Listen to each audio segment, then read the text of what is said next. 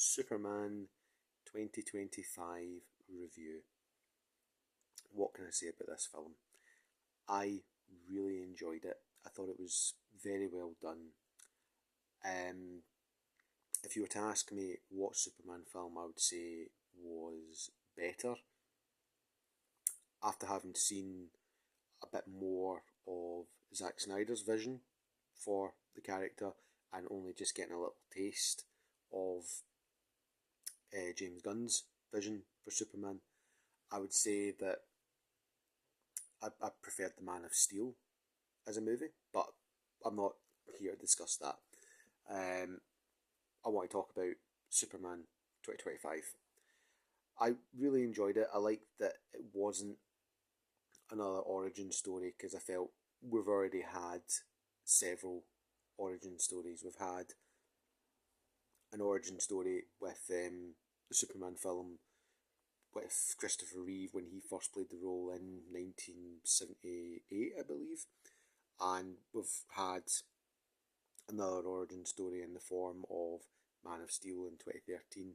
And then we had a 10-season origin story in Smallville. So I felt that was probably the right approach. I know a lot of people thought maybe it wasn't the right move to go in to the film and see Superman experiencing his first loss, or his first defeat, I should say. But I thought that set what the film was going to be like. Up until that point, the character had never lost, and of course, he's now going up against Lex Luthor, who is very intelligent, very dangerous as well, and he's spent a long time studying Superman's every move to try and defeat him. Sorry, excuse me. And it's worked. I know there was a lot of people that didn't like how they Crypto took him to the Fortress of Solitude at the opening of the movie, and like the procedure in which he was healed from his injuries. They're saying like surely he should just have healed in sunlight by being outside. But I think the lore can change with it. It's like every version of Superman needs to be a wee bit different.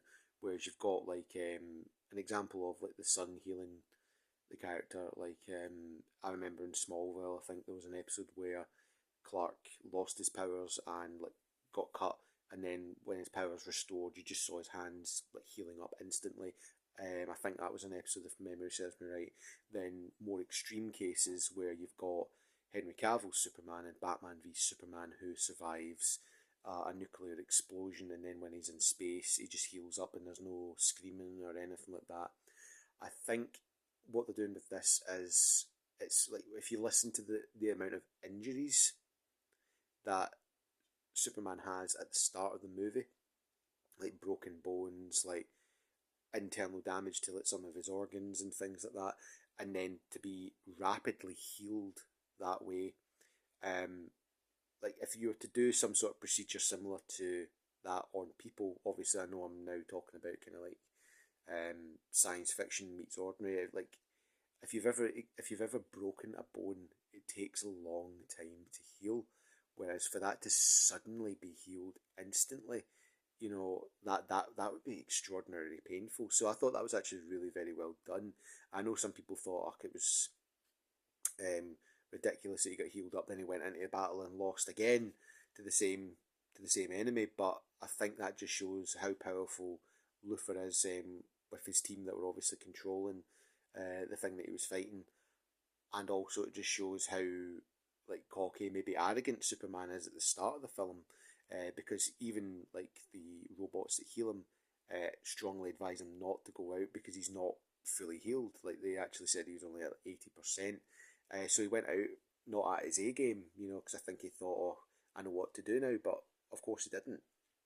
So I think it's quite a good film to explore, like Superman learning to be a hero, and to learn to be the hero that obviously we all know, we all love, and we want him to be.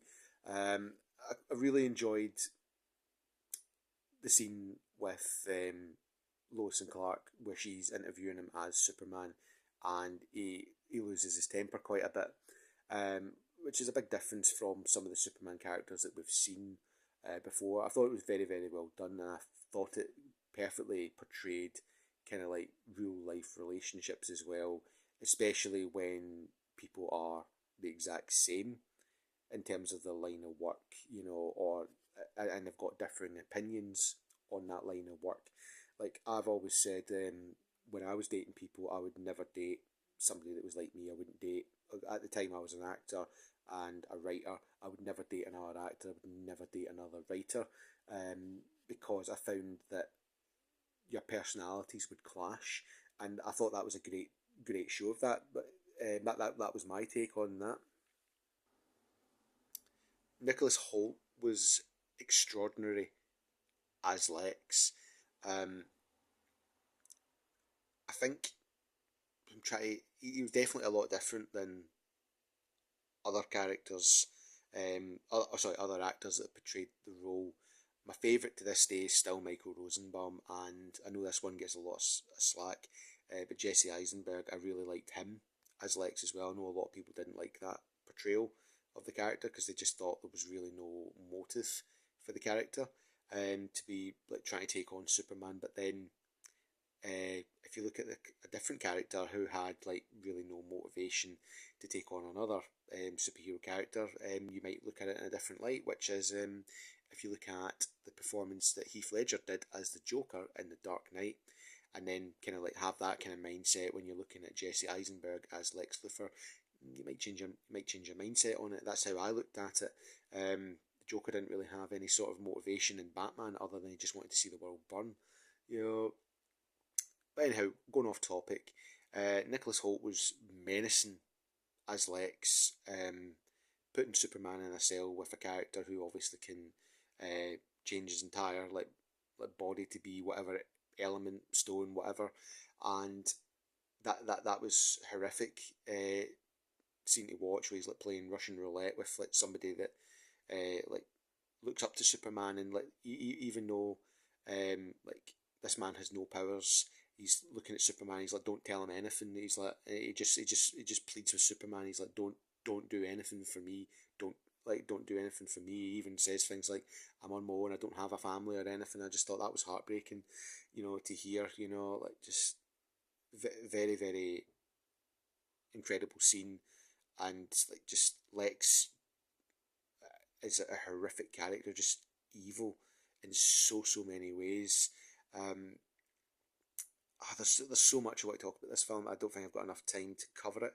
Um, I quite like the Justice Gang. I thought they were quite good. I really like Nathan Fillion as Guy Gardner. I thought that was really good. The whole film was very, very well done. I didn't feel anything felt forced with the film. I went into it thinking, well, this is quite ambitious. There's so much happening in it. There's so many characters that are going to be in it, and I thought, no, I shouldn't think it's. I shouldn't have thought that because I should have thought it would work, and it did work. Because another example where there was so many characters in a DC film and it worked was the Batman that came out in 2022. There was so many characters in that, because you had obviously Batman, you had Catwoman, you had the Riddler, you had Penguin, Carmine Falcone, so many characters, and the Joker as well. So many characters, and that worked. And of course, it's worked again in my eyes with Superman. The reviews are in. People are saying it's a hit. I think it's a hit. It's made its budget back. It's made a profit. And James Gunn, they're not all about like crazy money or anything like that. Like in order to secure their future with DC. I'd seen something where there was a rumor going around saying that it had to make about 700 million to be considered a hit, and James Gunn was like, "What the fuck are you talking about?" So that says everything to me about DC. Like they're not like putting out films to try and make crazy money. That they're happy that they're just making a profit, and they're going to keep making films as long as people are watching them. And I think this is fine. DC finally on track for great things. There was too much studio interference when they did the original DC Extended Universe, because that originally started with the Man of Steel, but that was not meant to be the start of that. That was meant to be Superman getting the same treatment that Batman got with the Dark Knight trilogy, because I remember Russell Crowe being interviewed about it in 2011, and he said that's what it was. It was supposed to be a free film deal, which would be a beginning, middle, and end. But I think after the Avengers came out in 2012, everybody saw the success of that shared universe, and they thought, we like that very much, and we want to be like that. So I felt they rushed to get to the Justice League. I feel if they brought out the Zack Snyder cut of Justice League in 2017 instead of what we got, like, the circumstances may very well have been different. But that's it. I'm no Zack Snyder acolyte. I do really like the vision that Zack Snyder had for Justice League. I would very much like to see that continued, possibly on Netflix, maybe like an HBO special or something like that, just to finish it. Because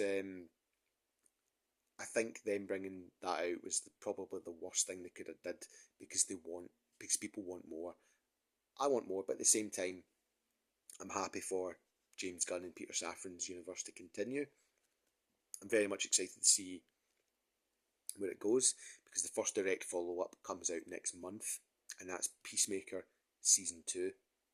So, I don't think I've got much more to say. What am I saying? I have plenty more to say about this film. I really enjoyed it. It was really good, and I did kind of work. There was one thing that I'll say, then I'll need to get going. I did work out the twist with Ultraman. The fact that he was called Ultraman and he was wearing a mask, I just thought, I bet you that's going to be like a clone of Superman, and I was right. It kind of reminded me of, I think, and you can correct me wrong because I've not read the comics or anything like that. I liked that it was reminiscent of from the Boys comic book, where Black Noir, underneath his mask, it was a Homelander clone. So I think that was quite a nice little touch there, to something else. And another little factor that I liked was that I think this is the first film where we've had Jonathan Kent be alive when Clark is Superman, because every version I've seen, like the Christopher Reeve one, the Smallville series, Man of Steel, and even the most recent Superman and Lois television series, all these versions of Jonathan Kent, they have never seen Clark as Superman. So I think that it's really good that they're focused on family, they're focused on friendship, and they're focused on good versus evil in the story, and they've just made it a franchise for everybody. Unlike where the DC Extended Universe, I felt that was made for an older audience. I feel this new DC universe is for everyone, which is not a bad thing.